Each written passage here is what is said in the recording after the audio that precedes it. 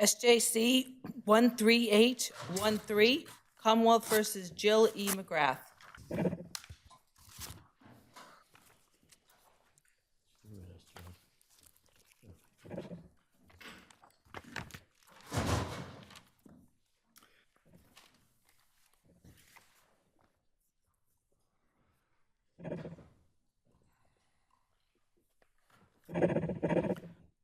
Okay, Attorney Baranowski. Morning, Your Honors. May it please the Court. Brad Baranowski on behalf of the appellant, Ms. Jill McGrath. As Your Honors know, this appeal centers primarily on whether the Commonwealth can raise new theories of intent on appeal to affirm a conviction, here the conviction being breaking and entering a building during the daytime with the intent of committing a misdemeanor. Precedent, principle, and practicalities all point in the same direction. The Commonwealth cannot do so. I would start the court with its own precedent. Cases from this court, like Commonwealth versus Ballard, Commonwealth versus Lee, and Claude. Can I ask you about Lee? Sure. If we disagree with you and we think, as counsel, prosecutors indicated that the government was going about trying to prove larceny and didn't rely on larceny for the B&E conviction. So if we disagree with you, we apply Rogan and you're out of luck, correct? I disagree. So I think that Lee stands for a broader principle, which is just the principle that arguments on appeal, this is just quoting from Lee, that arguments on appeal must be based on the theories in which Commonwealth presented the case at trial. And I understand the Commonwealth's position now, which we disagree with. We still stake the position that the theory was larceny. I understand the Commonwealth's position now to be that they just did not have a theory of intent at trial. I would say that Lee, just the plain language of Lee, and I could go to other cases as well, just should govern in the sense that if the arguments on appeal must be based on the theories at trial, and the Commonwealth is now saying they just didn't have a theory at trial, I think it just follows that they cannot raise new theories now because they had their chance at trial. I would also note that that's not just in terms of the language of the cases. I think there are deeper principles at play in the cases as well as practicalities. I'm just concerned about, the appeals court. I thought they relied on Rogan. In that case, it says you don't even get a bill of particulars. The crime is B&E with intent to commit a felony or intent to commit a misdemeanor, period. And if you find a misdemeanor, you're good to, the government's good to go. Yeah, so I think Rogan says you may not like it, and there's a fairness element to it. But that's been our case law since 1993. Yeah, so I think I would say three things about Rogan. One, I think Rogan is distinguishable in the sense that there's a lot more going on in Rogan, as Your Honor knows, that it's not just that it is a denial of bill of particulars. It's not about this particular issue in terms of raising new theories of an intent on appeal. And instead, in that case, Rogan's been relied on at least by the appeals court twice, correct? Yeah, but I would say that I think that my understanding of what the Commonwealth is saying is a little bit, it's stretching beyond how I might read. I think it's best to read Rogan. So the Commonwealth indicates that Rogan's line basically states the idea that they're not under any obligation to advance a theory of intent at trial. And they cite, among other things, the model jury instructions in the district court. I read the model and jury instructions, if you look at them, the ones they cite, which is 8.10, right before the line that comes from I think that's influenced by Rogan, that while the Commonwealth need not prove a particular one, they must prove some theory of a felony. Right before that, the model and jury instruction says the offenses name the offenses are punishable by a sentence to state prison. So in the jury instruction itself, it's queuing up the theories that the jury would. We're not bound by the jury instructions. Right, I know. We didn't write them. Right. Right? Right, but I would say that in terms of just the way, if I was going more toward the reliance question that Your Honor was asking. So there's a larger question about fairness, and I get that, Yeah. but I'm just talking about how do we apply what is the law right now?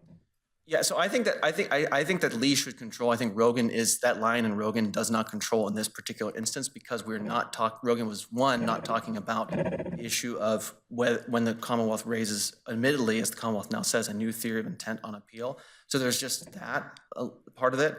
I think insofar as there is the line in Rogan, and I understand that the appeals court has relied on it, but insofar as there's the line in Rogan that the Commonwealth need not. The jury, Rogan talks about jury, the Commonwealth need not prove a particular theory of intent to the jury. I think that's dicta in Rogan because Rogan says right before that, in terms of the denial of the bill of particulars, the defendant there got even more than a bill of particulars would have granted them, and then continues on. And so I think there is an element that line is, again, on its own terms, to me, seems like dicta. I would also note that going a little bit further, and I know this is the biggest ask, and so I think there are ways around this. Before you leave Rogan, though, Sure. Rogan actually comes up with the same misdemeanor that's never been raised before, right? Rogan does sort of exactly what the appeals court does, which is it brings up this particular misdemeanor that the Commonwealth's relying on, even though it wasn't raised in that case either, right? It does raise it, but doesn't affirm on those grounds. And so I understand that, yes, the court does mention that and it says to the fact that in certain circumstances, this could be used. I understand that more to be saying that there are. I just found it weird because they go, also, we know that the breaking, entering in the daytime with intent to commit a misdemeanor could, in the proper circumstances, involve an intent to commit a criminal trespass. So it's not like the appeals court came up with this out of nowhere. It's exactly what Rogan. Well, I'm not faulting the appeals court in the sense that I think that, I mean, with all due respect, I do think there's some tension in the case law, the line between Lee and Rogan. And so I'm not faulting the appeals court in terms. I do think they're wrong, but I'm not faulting in how they made a good faith effort in trying to reconcile these cases. Do we have to overturn Rogan to get to where you want to go? I think like I said, I think there are different ways to getting to where I would want to go. So one is just to say that, again, Rogan is not about this particular issue in terms of when the Commonwealth raises new theories of intent on appeal. There's that. You could just say this just doesn't, it's not, that issue was not squarely presented there, was not dealing with this issue. I think that's, more of a cabining kind of approach, insofar as the court thinks that leaves still sufficient unclarity in the cases or is not convinced by that approach. I do think you would have to overturn that line in Rogan that says that the Commonwealth relies extensively on, that the Commonwealth basically doesn't have to prove any particular theory of intent at trial. And again, I don't think that would be a heavy lift in terms of Rogan is, yes, it's been cited by the appeals court, but it's not, from my understanding, when I was doing the research, it didn't seem like it's like a central court. It's not a central case in this court's canon, as it were. Can I ask you just as Sure. a matter of fact, did the Commonwealth argue criminal trespass? No, not at trial. I'm wondering, on page 42 of the transcript, the prosecutor says, and I would suggest, Your Honor, that given the fact that she did not have permission to be there, that is your client, she didn't have a key of her own to be there, that there was sufficient notice that this was not her property anymore. Is that not enough to hang a hat on criminal trespass? And why not? So two things. One, I would just note that given the Commonwealth has said that they actually didn't argue criminal trespass at trial, I would just say that if we're going to take their concession seriously, there's that. But I would say more just on the face of the transcript. I think that goes to the breaking and entering, that there was in the context of this case, my client had a rather complicated relationship with the victim and with this property. And I think that was part of just going to that, because there was testimony at the trial about that there was a lot of testimony that she still had possessions at the household, and that she had various forms of possible permission to come back and get it, and indeed had possibly come at different times to try and get it. I think that goes more to that. And again, I would just note that if I may step back a little bit just from the closing a tad, the Commonwealth originally charged this as breaking and entering with intent to commit a felony. And of course, criminal trespass is a misdemeanor. And so I don't think that in the context of the proceedings as a whole, that's... Couldn't have Judge Bebo relied on the evidence of the testimony that Justice Wendler just cited to you and said, I find a criminal misdemeanor, and as is indicated, no permission to enter, it's a trespass. Again, I think because setting aside, if the Commonwealth wants to concede that they didn't have a theory of intent now, I do think either they stick by the concession or not. So, but even setting that aside, I think that the whole case, to me, proceeds on the theory of that this is larceny. It's the companion charge. It's the intended crime is larceny. It's a companion charge. It's what's the testimony is mostly about. It's what the closing focuses mostly on. It's what is basically the through line of most of the trial. And again, it isn't actually a large proportion of the testimony at trial, which is only 47 pages long or something, not a lengthy trial, and a very large amount about it was the fight over whether she had permission to be there or not, and all the details about whether she had permission to be there and how she got in. I think a lot of the confusion here stems from the fact that this was a bench trial. And so a couple of questions. Sure. If this had been a jury trial and the Commonwealth had requested a jury instruction related to criminal trespass, do you think the judge should have given it? I think, so, you mean in terms of, As an underlying misdemeanor. well, I think under the model instruction, yes, would have said that this is one of the possible, And so given that we presume that the judge properly instructed himself, why does that not just end the case? Because it would have been appropriate to request that. And there was no specific request because it was a bench trial, and we just presume that the judge correctly instructed himself. well, again, I would say, I don't think that the bench, for a couple of reasons, I don't think, Justice Stewart, that the bench trial is dispositive here. One, the cases like Lee, like Bullard, maybe Claudio, I don't remember if it's Claudio, but definitely Lee, that was a bench trial. And so too there, this court said that the Commonwealth can't raise new theories of intent. But this is different. So there was no charge conference. There was no place in the transcript or at any point when the Commonwealth was put to the question of, what is your underlying crime? And so, and the defendant certainly didn't raise that, as an issue at trial about what the underlying crime was. And we presume that the judge correctly instructed himself. And you, I think, have just conceded that if the Commonwealth had requested an instruction related to trespass, the judge should have given it. So Well, so I think the issue I was trying to get at with that was I was actually trying to get more towards the due process issue in terms of teeing up what exactly the theory is at trial. So we're under a jury. I'm more focused on the jury element here, but I can switch to the bench trial in a second. Definitely for a jury trial, if the jury has no sense of what the possible misdemeanor or felony that was intended was, it's just inviting the jury to possibly make up an intended felony or misdemeanor. I think that's why the model instruction covers more ground than just the language that's quoted in the Commonwealth's brief does. I think so too, though, actually that due process concern is still present with a bench trial. So just to pivot to that, in the sense that we presume, yes, that the judge knows the law, instructs themselves properly, but we actually don't know what the judge instructed himself on here because, again, that's the whole nature of the presumption. We presume that he instructed him correctly. Can you pivot to why there was any harm to your client? That there was no moment where the judge said, okay, well, I think I need to consider trespass and I need to consider larceny, misdemeanor larceny. In terms larceny of, under 1200. Why was there no harm in terms of? Why was there harm to your client from it not being explicitly discussed? Why that you didn't have notice that there was potentially a criminal trespass theory? Well, I think it's because the harm really kind of vests on appeal, as it were, because on appeal, the theory ends up being taken. If the Commonwealth takes a theory on appeal that just wasn't the theory at trial, again, just kind of stepping back, then at that point, there's the problem that if the conviction is ultimately affirmed, the conviction is affirmed under the. Well, we look at that for sufficiency, though. Yes. Right? So then we assume the judge properly instructed himself, and then whether or not your client was convicted on sufficient evidence, we look to see whether or not there was evidence of a misdemeanor. We do the same thing in joint venture law. We say the jury doesn't have to find whether you're a principal or a joint venture. It all goes out and we look at it in terms of sufficiency. I mean, but as Your Honor knows, the sufficiency standard is the light most favorable to the Commonwealth. It is, of course, at that point, the burden is on the defendant to carry basically the factual issues. And the defendant's on notice that the defendant is being charged with B&E with intent to commit either a felony or misdemeanor.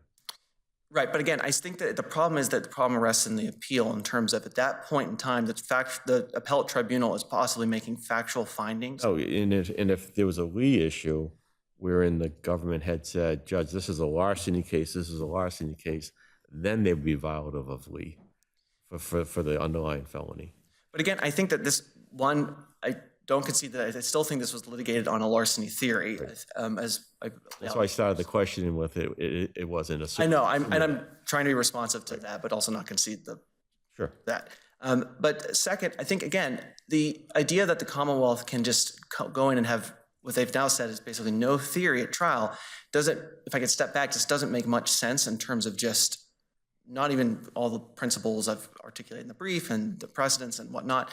It just isn't a particularly good rule either, in the sense that the Commonwealth is the one that charges the case and seemingly does have a theory in mind about what the intended originally larceny, originally felony was in this case.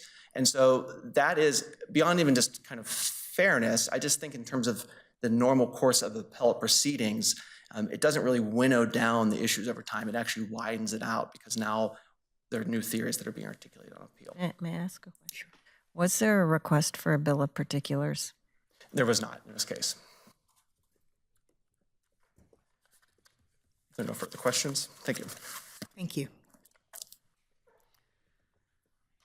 Attorney Lazar. Good morning, Ellen Lazar for the Commonwealth. This court should affirm the defendant's conviction of breaking and entering with intent to commit a misdemeanor because the evidence was sufficient to support the conviction.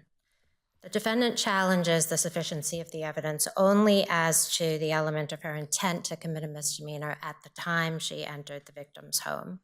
The evidence at trial was sufficient to permit the judge to conclude that the defendant entered the victim's home either with the intent to commit larceny or to commit criminal trespass. Does Rogan make any sense whatsoever on a due process footing? I think that it does, Your Honor, and I would note that Rogan cites a larceny case in embezzlement. yes, It's not, and it basically says you don't have a right to bill of particulars. yes, Your Honor. I would note that Rogan is not an outlier. In Rogan, the court explicitly said that the case can go to the jury on an unspecified misdemeanor or felony, but as I cite to the court, Hobbs and Randolph and Costello, I think all of which predate Rogan, although those cases are about variance from the allegations as opposed to the unspecified felony or misdemeanor. How's a jury supposed to know what the misdemeanors are? I get Judge Bebo knows, but how is a jury supposed to know? Yes, so I think several things. First, in this case, obviously, that's not an issue because it was a bench trial and the judge is well aware of the law.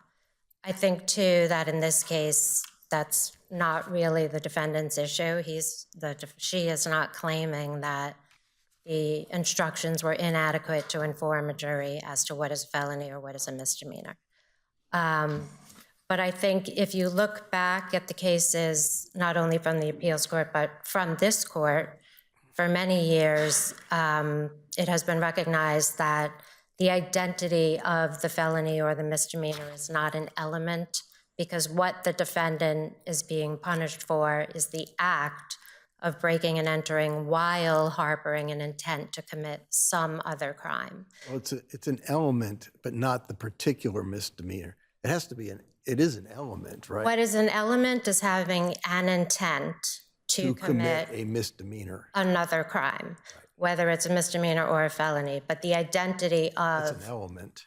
The element is the intent, but the identity of the misdemeanor or the felony is not it an element. seems appropriate that the model instructions say that the misdemeanor here is criminal trespass or larceny under, because the jury would not know whether any of those crimes exist, maybe, or whether they're misdemeanors or felonies. So at some point, the jury needs to be instructed, here are the variety of unspecified misdemeanors, but specified now that the proofs come in, right? And I do recognize that... Right? At some point, the jury is going to need to be instructed on the particular misdemeanor that is supported, arguably, by the Commonwealth proof. Not according to the cases from this court. Is that fair then? I mean, we just let juries go and decide what's a crime, what's not a crime, what's a misdemeanor, what's not a felony without instructing them? Well, what the instruction says is that if a particular crime is not specified as the intended felony or misdemeanor, then the jury are to be instructed that a felony is a crime that is punishable by state prison and a misdemeanor is a crime that is not punishable by How do we state square prison. this with felony murder? in the sense that, We require an instruction of, armed robbery or aggravated rape, and here are the elements of armed robbery, and here are the elements of aggravated rape. You would never, in your experience, say a proper jury instruction for felony murder would be, the person has to be convicted of a felony, have at it. There's no instruction that says that. right, but in the case So of what's the difference felony, with here? yeah, in the case of felony murder, the completion of the felony is an element of the crime. And therefore, the jury have to be instructed on the elements of the underlying felony. Whereas this court has repeatedly said, as I said, in Hobbs and Randolph and Costello, that the intended felony or misdemeanor is not an element of the crime, and that's why it's considered so-called surplusage, so that even if the Commonwealth did allege intent to commit a felony or a misdemeanor, to wit, let's say here, larceny, once the case went to trial, if the judge, and here we I know, understand the distinction, what our cases say. The Yeah. question I have for you, as a matter of due process, should that be our law going forward? I think that it should be because, again, I think the defendant is not being punished for, let's say, taking the case out of these circumstances, because here the defendant was separately charged with larceny. So assuming that larceny was the intended crime, they're also being punished for larceny.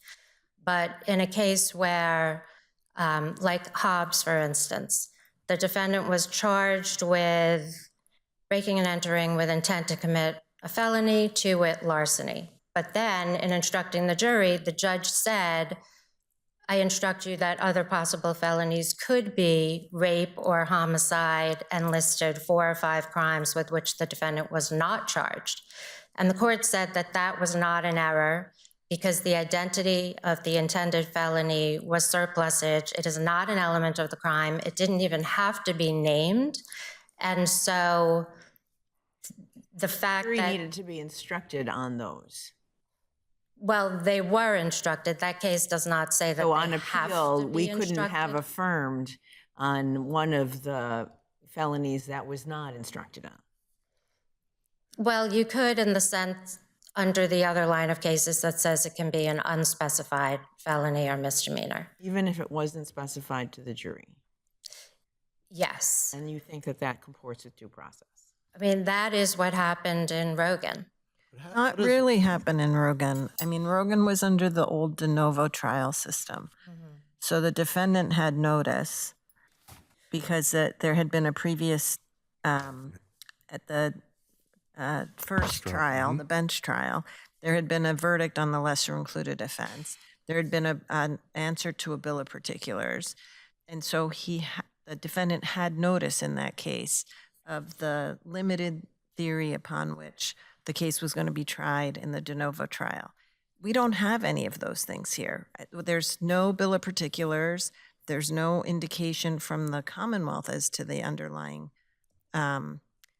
crime about which intent was to have been formed. So I don't see how Rogan really gets you an answer to the question of whether due process is satisfied. Well, one case that's very much like this case is an appeals court case, Commonwealth versus Scott, which I cite in my brief, where the defendant was charged in a jury trial with breaking and entering with intent to commit a felony. The judge instructed the jury on breaking and entering with intent to commit a misdemeanor as a lesser included offense. And although there was discussion among the parties that the misdemeanor would be trespass, the judge did not instruct the jury on trespass. The judge just instructed the jury, I'm instructing you on a lesser included offense, breaking and entering with intent to commit a misdemeanor. And then on appeal, the court reviewed whether the evidence was sufficient to support breaking and entering with intent to commit a misdemeanor, to wit, trespass. I'm sorry, go ahead, Chief. I don't think any of this explains what the law has been. Yeah. But we're still trying to figure out the due process part of it. Why is this fair? How can the defendant prepare for a, charge that they're not aware of?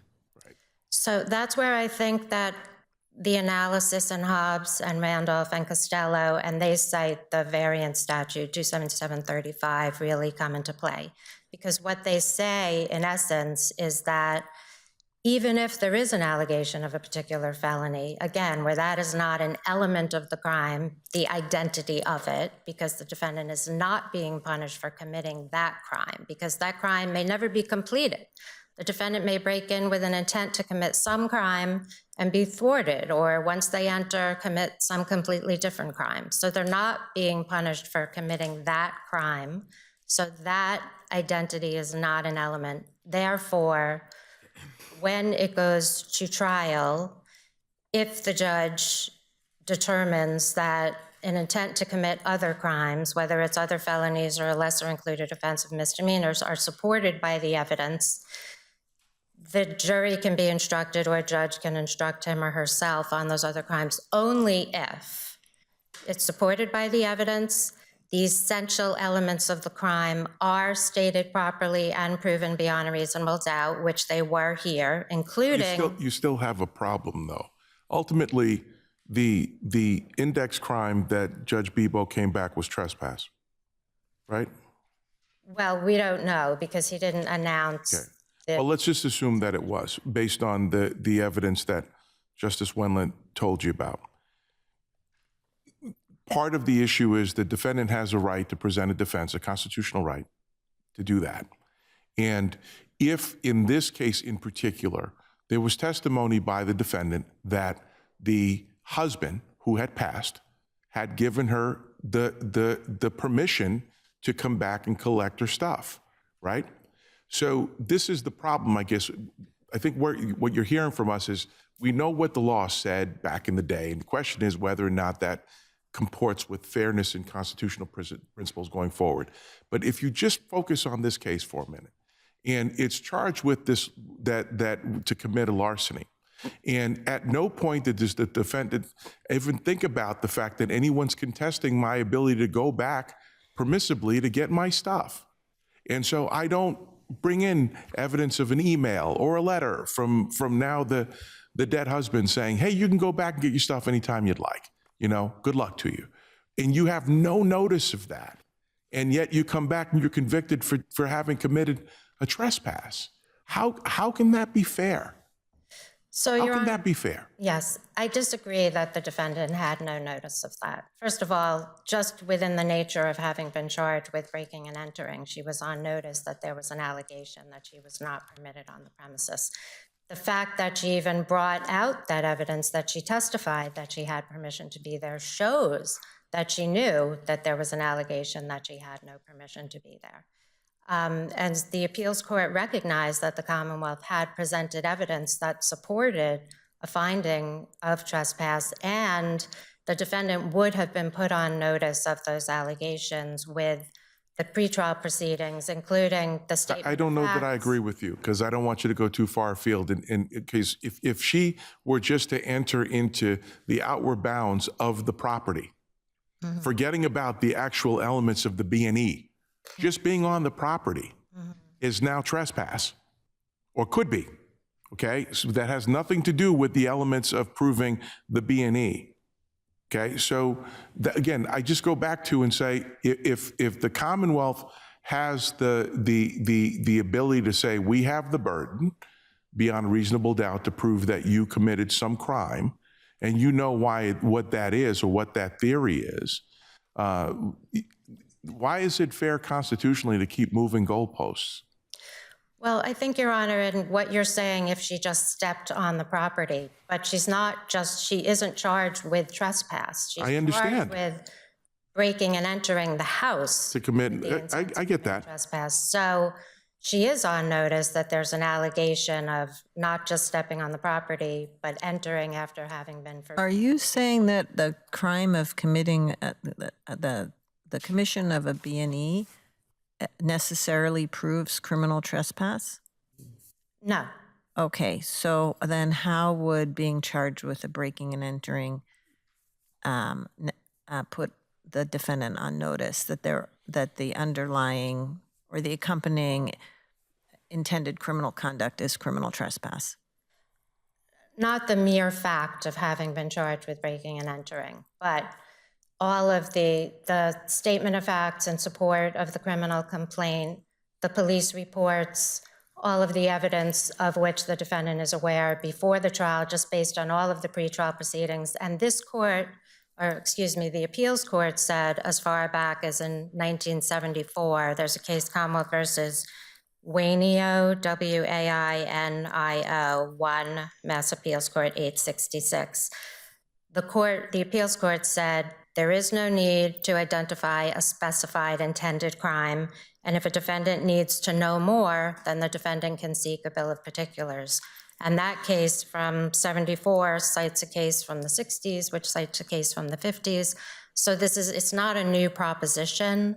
And again, I think it turns on the fact that the intended crime is not considered an element of the crime, because that's not what you're being punished for. There is a case as far back as— Does that comport with the reality of what the trial judges know about the state of our law? And what I mean by that is, we just say you can file a bill of particulars, but if the trial judge is informed by saying case law that says the Commonwealth doesn't have to disclose, so what are the chances of the bill of particulars being allowed?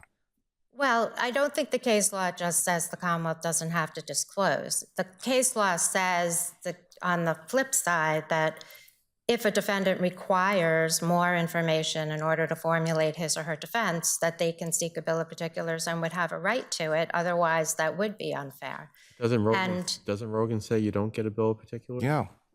In Rogan, the court said that one wasn't required in that context, but I don't think that it says that one is never required. And further, as I was starting to say earlier, with regard to what protects the defendant's rights is that at the trial, if other evidence arises that show that the facts support an intention to commit some other felony or misdemeanor.